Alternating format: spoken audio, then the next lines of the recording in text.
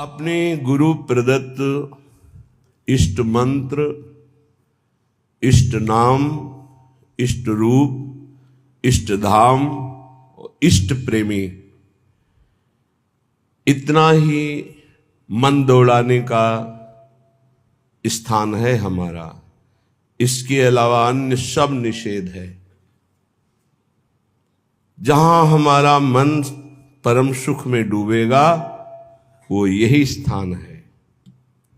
गुरु प्रदत्त इसलिए कि उपासना सिद्ध तभी होती है जो सांगोपांग होती है।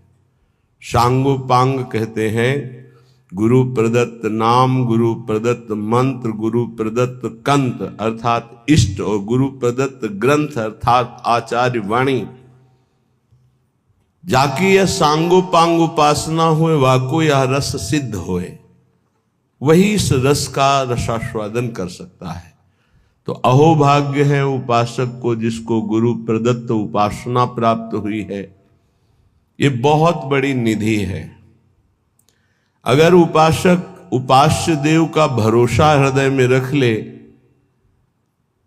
फिर सारी जिम्मेवारी आराध्य देव उसकी ले लेते हैं। योगक्षेमम वहाम्यहम्, निश्चिंत हो जाता है उपासक। न लोक की चिंता, न परलोक की चिंता। बड़े से बड़े भय के अवसर पर भी हृदय में एक अद्भुत शीतलता, एक अद्भुत आनंद की उपस्थिति रहती है, क्योंकि आराध्य देव उसके हृदय में प्रकाशित हो गए हैं। जब तक कोई अन्य भरोसा, अन्य आश्रय है, तब तक उपास्य देव त्रिगुण माया का पर्दा लगाकर हृदय में ही छुपा छुपी का खेल खेलते रहते हैं। श्रीपाद प्रबोधानंद जी महाराज कह रहे हैं, क्यों अन्य का आश्रय ले रहे हो? अन्य में आपका शरीर भी है, आपका अंतःकरण भी है, आपका स्वभाव भी है, और आपका शारीरिक संबंध भी है, आपका इंद्रियों से भोगों का संबंध भी है। ये सब अन्य के अंतर्गत आता है। अनन्य में एक ही बात केवल होती है, आराध्य देव, बस कुछ और नहीं। मेरे तो गिरधर गोपाल दूसरो न कोई, ये केवल अनन्यता का स्वरूप है। श्रीपाद बहुत करुणा करके कई श्लोकों में इस शब्द का प्रयोग किया है।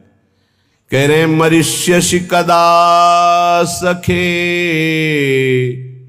त्वमिति किम विजानासि किम शिशोः श्रुत तरुणस्य वा न खलु मृत्युराकस्मिकः तदद्य निरवद्य धीर वपुरिन्द्रियासक्ति को न किंचन विचार द्रुतमुपैः वृंदावनम।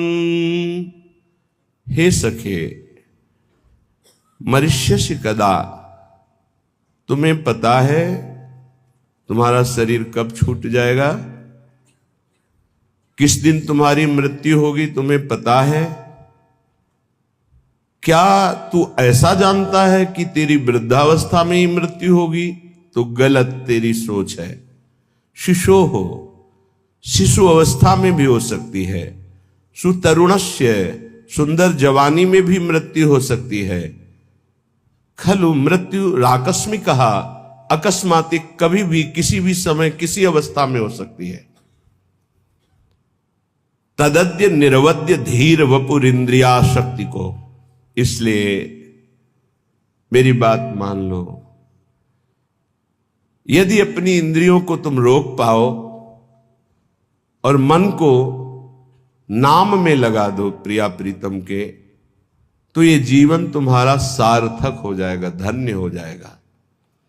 नहीं, अच्छे अच्छे मृत्यु का अवसर आने पर भयभीत हो जाते हैं। ध्यान रखना, मृत्यु ऐसा भयावह नाम है जो सबके होश उड़ा देती है, पर जिनके होश श्री जी के चरणों में समर्पित है वो मृत्यु के होश उड़ा देते हैं। मृत्यु भय प्रदान करती है। वो ऐसी अभय अवस्था में होते हैं कि मृत्यु भी कुछ नहीं बिगाड़ सकती। जब ध्रुव जी परम पद में आरूढ़ होने के लिए चरण बढ़ाए, भगवान का दिव्य विमान पार्षद तो काल प्रकट हुआ और बोले इस लोक की मर्यादा है, मैं स्पर्श करता हूं तभी कोई आगे जाता है। तो ध्रुव जी ने कहा ठीक है, मैं स्पर्श करता हूं आपको, और काल के माथे पर पैर रखकर भगवान के दिव्य विमान पर पार्षदों ने हाथ पकड़कर ऐसे बैठाला। भक्त काल के माथे पर चरण रख करके चलता है, पर वो भक्त जो अनन्य है प्रिया प्रीतम, जो अनन्य है प्रभु का, प्रभु के सिवा किसी अन्य से आश विश्वास नहीं है। तदद्य निर्वद्य धीर वपुरु, बहुत धैर्यवान हो जाओ, मृत्यु की तैयारी कर लो। बड़ा कठिन है, जीने के लिए तुम हर प्रयास कर रहे हो, लेकिन मरने के लिए कौन प्रयास कर रहा है? धन्य है वो जो अपनी मृत्यु की तैयारी कर रहा है। लाखों करोड़ों अरबों असंख्यों मनुष्य हैं, सब जीने के लिए परेशान है, लेकिन कोई बिरला ऐसा है जो मृत्यु की तैयारी कर रहा है कि मुझे जाना है यहां से, मुझे जाने की तैयारी करना है, मुझे नाम जमा करना है, भगवान नाम, मुझे जितेंद्री होना है, भगवत साक्षात्कार करना है, पुनः इस संसार में, भयावह संसार में, जन्म मृत्यु दुख देने वाले संसार में, छली कपटी संसार में नहीं आना, मुझे भगवान की नित्य धाम में रहकर उनकी नित्य लीलाओं का रसास्वादन करते हुए उनकी सेवा में रहना है। ये पहली तैयारी हुई एक श्लोक में कि आप सोचो तुम्हारी मृत्यु होगी, कब होगी, किस समय होगी, कुछ पता नहीं, किसी भी समय हो सकती है। खलु मृत्यु आकस्मिक अकस्मातिक, तुम्हें पता भी नहीं चलेगा। खेल खेल में हंस रहे नाच रहे पधार गए। धैर्यवान बनकर मृत्यु पर विजय प्राप्त करने की तैयारी कोई बिरला करता है, एक कोई फर्क नहीं, प्रवचन की बात नहीं है। अगर हृदय में नाम चल रहा है तो कोई फर्क नहीं है। हर समय अपनी बैग तैयार है, टिकट पास है, जहां जाना है वहां पता है, फोन से पहले बात हो चुकी है कि मैं आ रहा हूं, तैयारी फिट है, वहां से उत्तर आ गया है, आ जाओ। अब बोलो क्या परेशानी? कोई परेशानी नहीं। जिसकी तैयारी नहीं होती, अचानक कोई बात होती है, वो परेशान हो जाता है। जैसे आपके घर में अचानक 50 लोग आ जाए, अब आप परेशान हो जाएंगे। वही जब तैयारी करते हैं तो 500 लोग बारात में आते हैं, आप खूब आनंद पूर्वक उनका स्वागत करते हैं, क्योंकि आपने तैयारी कर रखी है। ऐसे ही मृत्यु के स्वागत की आपने क्या तैयारी की है? उत्तर सबके हृदय में एक ही आएगा, कुछ नहीं। तभी वो भयावह है, तभी वो महान दुख देने वाली है। यदि विवेकवान हो जाओ तो तुम मृत्यु की तैयारी कर लोगे। वो आखिरी तैयारी गुरु कृपा से होती है, और जिसने वो तैयारी कर ली वो निर्भय हो गया, निश्चिंत हो गया, निःशुक हो गया। ये तैयारी हम क्यों नहीं कर पाते? क्योंकि हमें यहां सब कुछ प्रिय लग रहा है। ये देह प्रिय लग रहा है, मकान प्रिय लग रहा है, पुत्र पत्नी परिवार प्रिय लग रहा है, तो हम तैयारी यहां की सब कुछ कर रहे हैं, लेकिन हमको ये पता नहीं कि अचानक हमारा ट्रांसफर हो जाएगा, अचानक हमारा शरीर छूट जाएगा, और उसकी तैयारी ना होना सबसे बड़ी हानि होगी। क्योंकि अन्य किसी योनि में आप कुछ तैयारी कर सके मृत्यु से बचने के, ऐसा कोई उपाय नहीं। केवल मानव देह में ही आप तैयारी कर सकते हैं भगवत प्राप्ति की, अन्य किसी योनि में नहीं।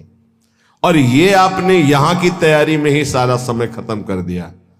पुत्र को पढ़ाना, पुत्री का ब्याह, ये वो पूरा जीवन इसी में, और अंत तो गत्वा मोह मल से ग्रसित होकर पुनरपि जननम पुनरपि मरणम।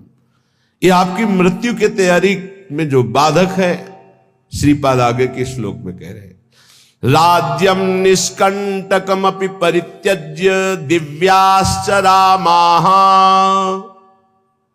कामान सर्वान् अपि च विहितान् तिक्त तिक्तान् विदन्तः। हित्वा विद्या कुल धन जनाद्याभिमानम प्रविष्टा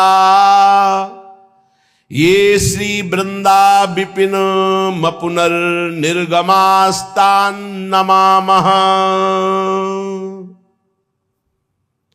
जब कोई मृत्यु की तैयारी की सोचता है तो सबसे पहले उसका वैभव उसके सामने बाधा पहुंचाता है। माना तुम्हारा चक्रवर्ती सम्राट पद है, निष्कंटक राज्य है, तो मरोगे तो है ही, तो क्या राज्य लाद के ले जाओगे? राज्यम निष्कंटकमपि परित्यज्य बरबस राज सुतहि नृप दीन्हा हरिहित आप गवन बन कीन्हा। ये तैयारी है। जबरदस्ती छोड़ा जाता है भोगों को, प्यार से नहीं छोड़ा जाता है। ये जो परिवार से लिपट लिपट कर रोना, मोह ममता राग, और फिर कि हम जा रहे हैं अमुक जगह तपस्या भजन, खिलवाड़ की बात करते हो, विनोद की बात करते हो। इनको गले लगा करके तुम इन्हीं का चिंतन करोगे। हिमालय, आप काशी, उज्जैन, द्वारिका कहीं भी जाओ, ये मोह का पास तुम्हारे हृदय को बलात् घसीट कर वहीं खड़ा कर देगा जहां से सुधार करना चाहते हो। अचानक अकस्मात जो मृत्यु तुम्हें सूचना नहीं देगी, उस पर विजय प्राप्त करने के लिए अकस्मात सबके मोह बंधन को काटना होता है। श्रुत बनितादि जान स्वार्थ रत ना करुणे सभीते अंत ही तो ही तजेंगे पामर तू न तजय बहीते। ये समझ में नहीं आएगा क्योंकि बुद्धि अपवित्र है, इसलिए ये समझ में नहीं आएगा। कह रहे शायद समझ में आ जाए। जाना है राज्यम निष्कंटकमपि परित्यज्य दिव्याश्च रामाः। दिव्य अर्धांगिनी स्त्री जो बहुत दिव्य है, देवी है, सुंदर है, स्वभाव सुशील है, एक क्षण में छूट जाएगा। तुम्हारा राज्य वैभव एक क्षण में छूट जाएगा। कर्मान, जितने भी कर्म तुम कर रहे हो शुभ या अशुभ, कामान, जितनी कामनाएं कर रहे हो, सर्वान पिच विहिता तिक्त तिक्तान विदंता, ये सब कड़ुआ है, सुख देने वाला नहीं है। क्या करो? इसे हित मत समझो। विद्वान हो, विद्या है, मरोगे फिर भूल जाओगे, फिर शुरू होगा, फिर शुरू होगा। काखा गाघा बालका बालको बालकाहा, फिर यही शुरू होगा, फिर व्याकरण पढ़ो। एक विद्या है भगवत विद्या, जो किसी भी जन्म में विस्मरण नहीं होती। जैसे भरत जी भजन किए, हिरन बने, तो हिरन में भी भजन किए और ब्रह्मबोध संपन्न जड़ भरत महापुरुष के रूप में प्रकट हुए। तो विद्या कुल धन जनाद्याभिमानम प्रविष्टा, यही तुम्हें मृत्यु की तैयारी नहीं होने दे रहे। तुम्हारा वैभव, तुम्हारा सम्मान, तुम्हारी पत्नी, तुम्हारा पुत्र, तुम्हारी विद्या, तुम्हारा कुल, तुम्हारा धन, तुम्हारा परिवार मित्र आदि, इनमें जो अपनापन हो चुका, अभिमान, अहमता, ममता, यही भगवत प्राप्ति में सबसे बड़ी बाधा बन रही है। क्या करें? बोले धन्य भाग है उनका जिन्होंने इन सब से राग त्याग कर प्रिया प्रीतम के चरणों में अनुराग प्राप्ति के लिए कमर कस के ये श्री वृंदा विपिन मपुनर निर्गमास्तान नमामः।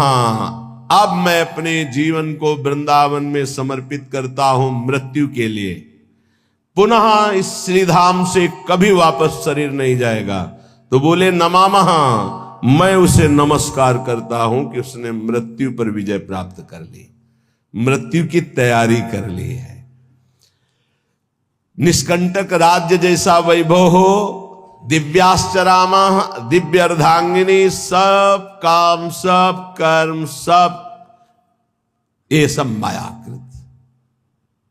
अगर समझ में आ जाए कि मृत्यु की तैयारी अब करनी है, शरीर हमारा अब किसी काम का नहीं रह गया, सारे कर्तव्य संसार के बने ही रहेंगे, कभी पूर्ण नहीं होते। आज तक कोई ऐसा हमें नहीं मिला कि हमारा सारा कार्य पूर्ण हो गया, अब मैं सब कुछ त्याग कर भजन करता हूं, कभी ऐसा नहीं मिला। जब उसको भजन की बात आएगी तो लड़ना पड़ेगा, आसक्ति राग छोड़ना पड़ेगा। श्रीपाद कह रहे हैं कि विद्या का, कुल का, धन का, जन का, पत्नी का, राज्य का, वैभव का, जीने का, यही माया के द्वारा प्रकट किया हुआ ऐसा राग है जिससे जीव अपने मानव देह को इनमें व्यर्थ करके भगवत प्राप्ति की तैयारी नहीं कर पाता। क्या करे? बोले राधा कृष्णौ परम रणिनौ कुर्वतः सर्वतश्री विष्णोर्धाम्ना स्फुरद्दति महानंद वृंदावनस्थान। भगवान विष्णु के परम धाम है क्षीर सागर, वैकुंठ धाम और भी बहुत से भगवान के निज धाम हैं। इन सब में महामहिम, जहां अधिक प्रेम रस की स्फूर्ति होती है, बड़ा रसमय स्वरूप। विष्णु का तात्पर्य होता है व्यापक तत्व। विष्णु किसी एक का नाम नहीं है। विष्णु का तात्पर्य होता है व्यापक तत्व। जो उस तत्व स्वरूप भगवान है, उनके बड़े धाम है। उन्हीं का कैलाश है, वही शिव रूप में है, वही ब्रह्म धाम में है, वही क्षीर सागर में है, वही वैकुंठ धाम में है। बोले उन्हीं परम तत्व का एक बड़ा रसमय धाम है जहां प्रेम की अत्यंत अधिकता है, उसका नाम वृंदावन धाम है। और वहां जो परम तत्व दो रूपों में खेल रहा है, रसो या परमानंद एक द्विधा सदा। जो रस परमानंद में तत्व है वो एक होते हुए द्विधा दो रूपों में खेल रहा है, श्यामा श्याम के रूप में। राधा कृष्णो परम मृणिनो कुर्वतः सर्वतः श्री विष्णुर्धाम्ना स्फुरदति महानंद वृंदावन स्थान। बड़ी महिमा की बात कह रहे हैं। यदि आपको श्रीधाम वृंदावन आने को मिल गया, श्रीधाम वृंदावन का परिचय मिल गया, अब तुम्हें यहां ऐसे रहना है। अगर रहने को मिल जाए आजीवन, तो कह रहे हैं जंतुन हंतुम विरचित कृति नप्युरूप प्रेम भाजौ। चाहे वो मेरे को अंग अंग काट दे तो भी मैं नहीं जाऊंगा वृंदावन से। ये आखिरी मृत्यु पर विजय प्राप्त करने की बात है, क्योंकि साधना करके भगवत प्राप्ति करना बहुत कठिन है। तो आश्रय से भगवत प्राप्ति होती है। धाम का आश्रय, धामी का आश्रय, नाम का आश्रय, लीला का आश्रय। सबसे ज्यादा सरल पड़ता है धाम का आश्रय। जो निरंतर नाम जप करने का फल है, वो निरंतर जो धाम वास कर रहे हैं उनको स्वाभाविक मिल रहा है। जो निरंतर रूप ध्यान का फल है वो धामवासी को मिल रहा है। जो निरंतर लीला चिंतन में डूबे हुए महापुरुषों की गति, वही निरंतर धामवासी को प्राप्त होगी। बहुत दुर्लभ है श्री धाम वृंदावन का अखंडवास। कह रहे हैं कि जंतुन हंतुम, यहां के कोई जीव जंतु या यहाँ के कोई ब्रजवासी जन यदि हम पर प्रहार करते हैं तो हमें सह लेना चाहिए, पलट कर वार नहीं करना चाहिए। मृत्यु की तैयारी करने वाले की बात कह रहे हैं, यहां तो बड़ी बात कह रहे हैं। जंतुन हंतुम, मुझे मार ही क्यों न डाले, बड़ी बात कह रहे हैं श्रीपाद। ये तैयारी हो जाएगी, आपको प्रिया प्रीतम की प्राप्ति हो जाएगी। बहुत कठिन है ऐसा समर्पण होना।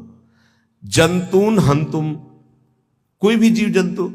एक बार काली देह में जहां पूज्य श्री जगदीश बाबा रहते, वहीं श्रीधर बाबा विराजमान थे, जिनकी सेवा में जाते थे। उन्होंने बताया था कि एक वृद्ध संत 2:30 बजे रात्रि की परिक्रमा लगाते थे। तो सर्दी के समय 2:30 बजे रात्रि के बहुत ही बिरला कोई 1-2 परिक्रमा में, तो कुछ ऐसे भगवान की लीला से कुत्ते थे जो सर्दियों में अगर सूकर निकल पड़े तो घेर कर उसे मार देते थे, वो खाते थे। और बाबा उधर से निकले तो उसी आवेश में वो कुत्ते बाबा के ऊपर टूट पड़े। अब एक छड़ी वयोवृद्ध संत गिरा के कितनी जगह उनको खाया। तब कोई परिक्रमार्थी कितने मिनट बाद निकला होगा, जब देखा हल्ला मचाया तो खून खच्चर से उनको उठा के कालीदेह के स्थान में आश्रम पे लाए। वह सुन के मुंह से राधा राधा राधा। तो उस समय हरगूलाल सेठ जी थे, उन्होंने जब सुना तो आए, क्योंकि बड़े भजनानंदी संत थे। तो उन्होंने कहा कि मथुरा चलना पड़ेगा, इतना घाव ऐसा ऐसा, यहाँ तो डॉक्टरों की वैसी सुविधा नहीं है, मथुरा चलना। पूरा नहीं, हम जीने के लिए वृंदावन नहीं आए, हम मरने के लिए आए हैं। और ये प्रियाजू ने हमें बुलाने की लीला की है, मुझे मथुरा नहीं जाना है। वो बहुत पीड़ा हो रही, तो वृंदावन की रज लाओ, हमारे शरीर पे लगाओ, जय मिनट हम जीवित हैं ते मिनट कीर्तन करो, बस यही जीवन का हमारे परम विश्राम, मुझे औषधि नहीं लेनी। अगर वृंदावन में औषधि हो रही तो हो रही, नहीं हो रही तो नहीं लेनी है मुझे। शरीर छूट जाए, मैं छोड़ने के लिए आया हूं। यह है तैयारी मृत्यु की। जंतून हंतुम विरचित कृति नप्युरूप प्रेम भाजौ। बहुत बड़ी तैयारी करनी पड़ती मृत्यु पर विजय प्राप्त करने के लिए। कोई मेरे ऊपर प्रहार करेगा तो मैं उसको सम्मान दृष्टि से देखूंगा। क्यों? क्योंकि ये शरीर ही तो बाधा था, शरीर को नष्ट कर देगा और मैं प्रियाजू से मिल जाऊंगा, तो मुझे सम्मान नहीं देना चाहिए उसको कि मेरा काम बना दिया, मेरी बाधा को हटा दिया, मेरी श्री जी से मिला दिया। ये कैसे कोई सोचेगा? ये कोई महाभागवत सोचेगा, साधारण व्यक्ति तो सोच ही नहीं सकता। कह रहे मैं दान और मान के द्वारा उसे पुष्ट कर दूंगा जो मेरे ऊपर प्रहार करेगा। ये केवल महात्माओं में स्थिति होती है, जो शुद्ध भगवान के प्रेमी जन होते हैं। मैं सच्ची कहता हूं, यदि ऐसे कोई वृंदावन वास करे तो श्री श्यामा श्याम उसके ऋणी हो जाते हैं। श्यामा श्याम उसके ऋणी हो जाते हैं और उसे अपना पूर्ण प्रेम भाजन बना देते हैं।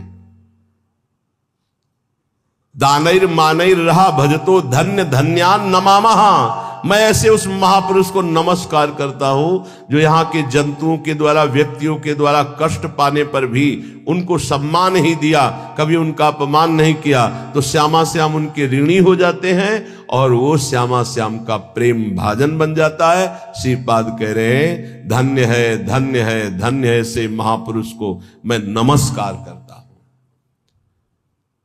3 श्लोकों का वर्णन हुआ। पहले में वर्णन हुआ, भाई प्रिय सखे तुम क्या मरोगे नहीं? क्या तुम समझते हो कब मरोगे?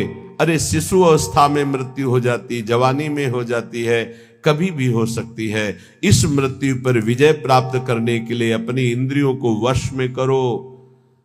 ये राज्य, वैभव, ये स्त्री, ये पुत्र, ये परिवार, ये संसार एक दिन आंख मूंदेगी, कोई तुम्हारा नहीं होगा।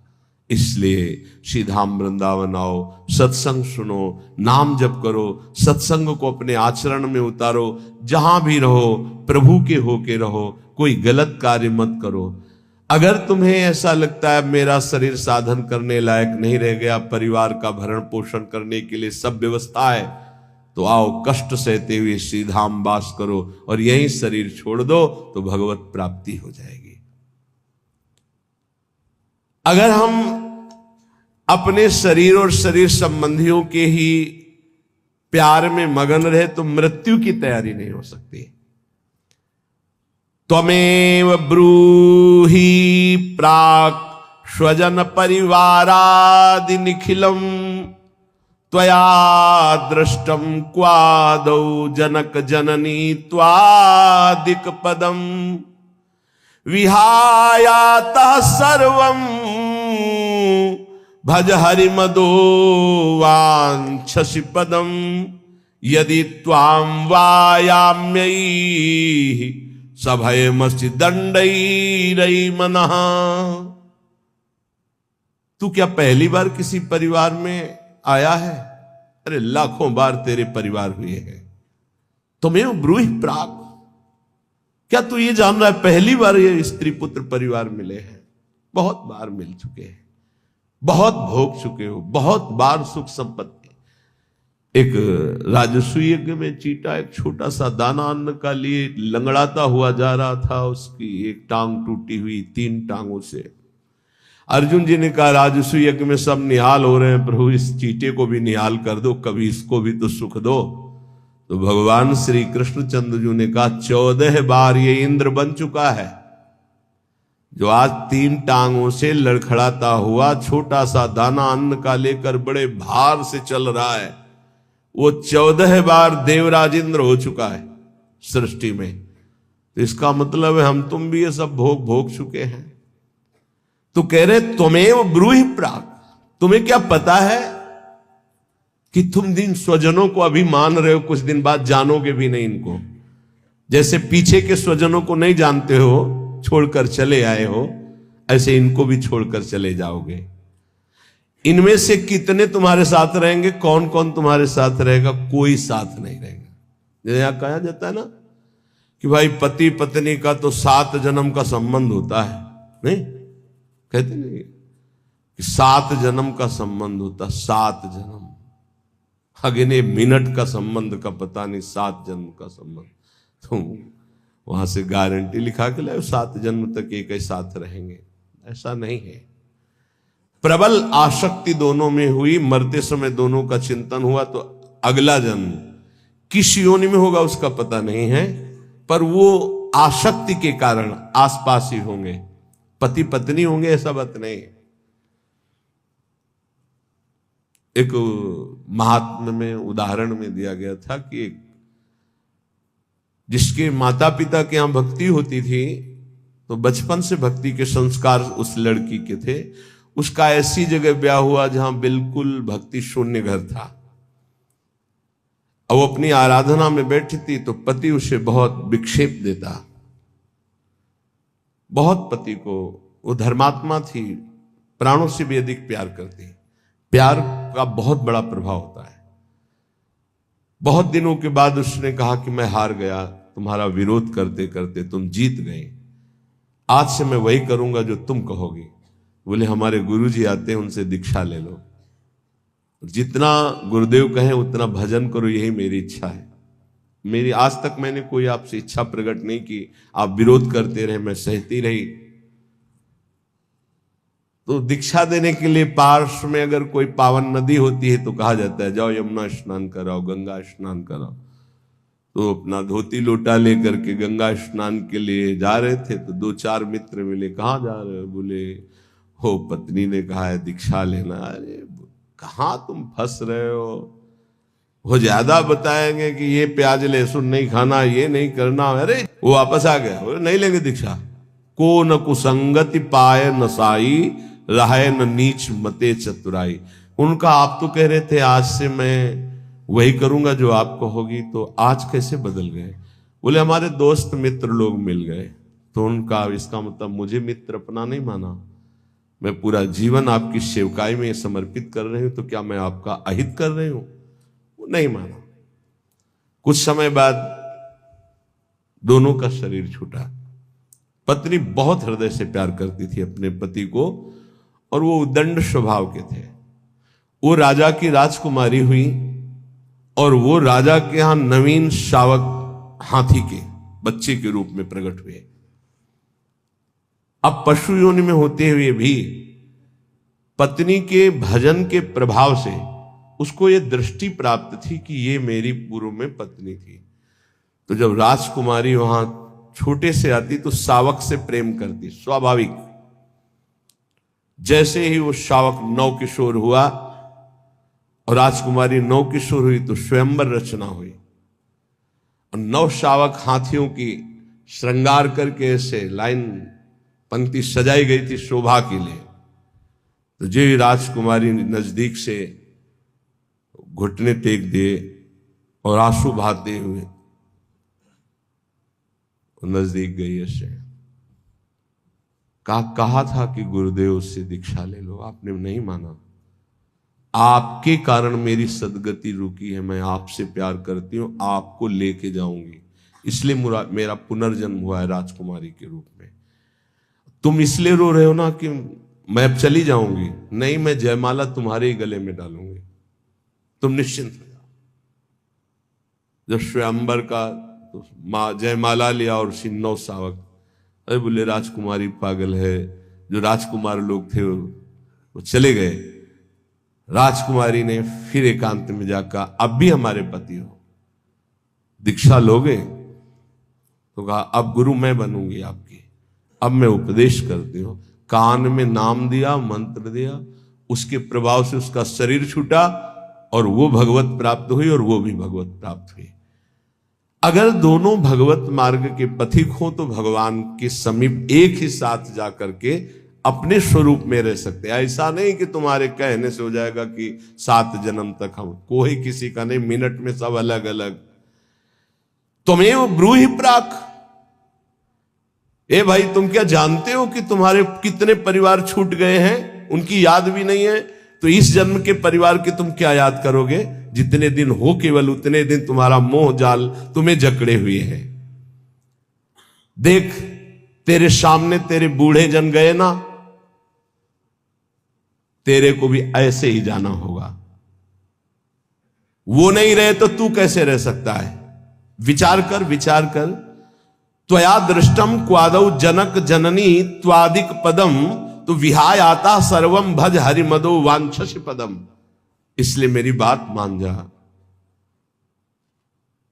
समस्त रागों का त्याग करके हरि चरणारविंद का भजन कर ले तो परम पद की प्राप्ति हो जाएगी।